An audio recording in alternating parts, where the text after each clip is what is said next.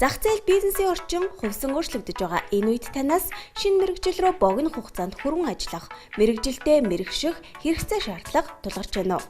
Тэгвэл бид богино хугацааны сургалтын салбартаа өөрийн гэсэн жишг тогтоож, салбарынхаа өнгө төрхийг бүрдүүлж яваа улс төр менежментийн академиг танилцуулж байна. За улс төр менежментийн академийн хувьд бол үүсгэн байгуулагдаад 10 жил болж байна. Энэ хугацаанд бол академи нь бол тодорхой хэмжээний бакалаврын дараах академик төвшний сургалтыг явуулж байгаа. Тэгэхээр манай академид ер нь суралцж байгаа улсууд бол өөрсдийнх нь амьдралыг өөрийгөө өөрчилж, өөрсдийнх нь очин тойрныг өөрчилж, магадгүй Монгол улсыг өөрчлөх тийм хэмжээний мэргэжилтэд боловсон хүчтнүүдийг бид нар эндээ бэлтгэж байна. Их жижиг юмас эхлэх юм байна. Энэ хүнээс эхлэх юм байна. Тэр хүнийг л бид нар бэлтгэж өгье гэсэн тийм бодлоо. Улс төр менежментийн академи нь үүсгэн байгуулагдаад 10 жил болж байгаа бөгөөд зах хөдөлмөрийн зах зээлд мэргэжилдээ мэргэшсэн чадварлаг боловсон хүчин бэлтгэн гаргадагаараа салбартаа хэдийн хүлээн зөвшөөрөгдсөн хамт олон юм. Улс төр менежментийн академи нь өнөөдрийн байдлаар бизнесийн удирдлага, хүний нөөцийн удирдлага, төрийн удирдлага, хөдөлмөрийн аюулгүй ажиллагаа, эрүүл ахуйн удирдлага, нутгийн удирдлага, нийгмийн ажлын удирдлага, байгаль орчны удирдлага зэрэг ангиудаа хичээлүүлж байна. Хөгжлийн төлөө тэмүүлсэн Монгол хүмүүрийг хайрлан дэмжин нураатай тус хамт олон өдгөө чадварлаг боловсон хүчин хөдөлмөрийн зах зээл бэлтгэн нийлүүлээ зогсохгүй хүн бүрийг ажилтай, байгууллага бүрийг сайн ажилтнтай болгох зорилго тавин ажилладаг юм а. Манайх бол 3 төвшний сургалтуудыг явуулдаг. Сургалтын дотор 3 ангилаад хичээлүүдийг явуулдаг л да. Нэгдүгээр төвшөнд нь бол бид нар гол төлөв сэтгэлгээний хичээлүүд ордог. Онцлог хичээлүүдийг эхний ээлжинд явуулаад хоёрдугаар төвшөнд нь бол мэргэжлийн холбогдолтой хичээлүүд, гуравдугаар төвшөнд нь яг мэргэшүүлэх хичээлүүдийг ороод мэргэшүүлэх хичээлүүдийг дадлагтай нь уялдуулж ордог. Инжилээс бол бид нар сургалтынхаа философид ямар өөрчлөлт оруулж байгаа гэдэг тэр ер нь одоо бол байгууллагууд, улс орны хөгжил бол төдийлөн тийм одоо бүгдөө ажиллаад хөдөлмөрлөөд байгаа өгнө бид нар хямарж байна. Манай улс төрийн орчин нөхцөл тааламжгүй байна. Яагаад энэ олон боловсралтай, энэ олон мэдлэгтэй, энэ олон сургалт соёл төгссөн залуучууд ингээд хүмүүс ингээд энэ улс орныг хөгжүүлж чадахгүй, компани байгууллага хөгжүүлж чадахгүй бид нар дүгэлтэй чинь. Тэгээд бидэрт ерөөсөө тийм 2-3 зүйл дутагтаад байна. Бид нар боловсрал гэдгийг диплом гэж хараад байна нэгдүгээр. Мэргэжил гэдгийг бас диплом гэж хараад байна. Энэ боловсрал, мэргэжил, ур чадвар бол диплом биш ээ. Энэ бол тэр байгууллага дээр очиж наалдаж тэр байгууллагын ашиг, тэр байгууллагын хөгжил төвшил, тэр байгууллагын үр дүн болж ирж байгаа хэрэгтэй байна.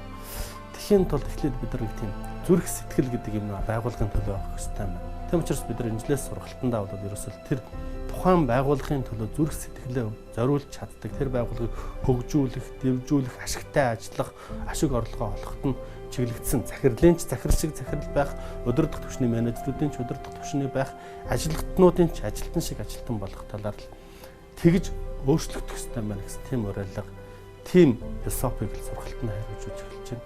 Энэ маань ч бас дөрөвчөөс үр дүнгээ өгч байна. Дэлхийн нийтээр хувь хүний хөгжлийг чухалчилдаг болсон энэ үед улс төр менежментийн академич суралцагчдынхаа хувь хүний хөгжилд илүү анхаарч сургалтын хөтөлбөртөө тусгадаг байна. Сургалтын орчин, багш нарын ур чадвар, суралцагчдын хичээл зүтгэл нэгдснээр өдгөө тус академиг төгсөгчд хөдөлмөрийн зах зээлд гараад үнэлэгцээр байдаг юм а. Бид нар их тийм шинжлэх ухааны мэдлэг гэхээс илүүтэйгээр хувь хүний сэтгэлгээ, хандлага, тэр нэг хувийн хөгжил төлөвшөлтөөр илүү их анхаардаг. Урд нь ч тийм байсан, цаашдаа ч тийм байх болно. Дэлхий дээр хувь хүний хөгжлийг илүү их анхаарад сэтгэлтэй, чадвартай хувь хүмүүсийг бол манай байгууллага 20 жил ажиллах учраас 20 жилийн хугацаанд тэр үнийг байгууллагын болгох сургаж болж байна. Мэргэжилтэд ур чадвартай болгож болж байна. Гагцгүй тэр байгууллагын төлөө ажиллаж чадах зүрх сэтгэлтэй хүмүүс хэрэгтэй байна гэсэн тийм. Хувийн өндөр төлөвшөлттэй, өндөр ёс зүйтэй, өндөр одоо юу гэдэг тийм харилцааны болон хандлагын ур чадвартай тийм хүмүүс хэрэгтэй гэсэн тийм тал дээр бүх ажил олгогчид бүх байгууллага одоо хоолой нэгдэж байна. Бүгд одоо тийм хүний төлөө эрэл хайгуул явж байна. Тэгэхээр бид нар энэ тал дээр маш их ач холбогдол өгч байгаа. За улс төр менежментийн академид суралцаад 2 сар гаруй хугацаа болж байна. Тэгээд үйлчлэгээний чиглэлээр сургалт өгсөн учраас одоо дахиад өөр мэргэжлээр бас хөрвж ажиллах сонирхолтой учраас одоо хүний нөөцийн мэргэжлээр сонгож бас давхар сурч байгаа.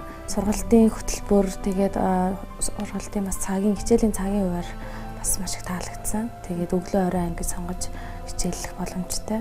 Би өөрөө аялал жуулчлалын менежер, англи хэлний орчуулагч мэргэжилтэй. Тэрэн дээр төшөглөөд би баазуудаар аялал жуулчлалын баазуудаар ажиллаж байсан туршлаган дээр үндэслээд эндээс бас өргөн хэмжээний мэдлэг бичгээр боловсруулах, бэлтгэх урлаг гэх мэт тийм ээ. Хууль эрх зүйн орчин тэр бүгдийг судлаад өөрийн гэсэн бас бизнесээ байгуулах хүсэлтэй. За байгууллагууд маань манайхтай маш нэгт холбоотой сайн хамтарч ажилладаг. За ер нь гаднаас анкет бүглөөд орж ирсэн эсвэл танаа сургалтыг дамжаад ирсэн хүмүүс маань шал ондоо энэ ажилдаа хандах хандлага нь хүртэл өөр учраас танаа ингээд хүн хүч өгөөч гэдэг маш юм эрэлттэй байдаг. За мөн ажил хайж орж ирж байгаа хүмүүс маань ч гэсэн бас сургалтандаа амраад сэтгэл өндөр мөн хурдан ажлын байранд зуршлагддаг байгаа.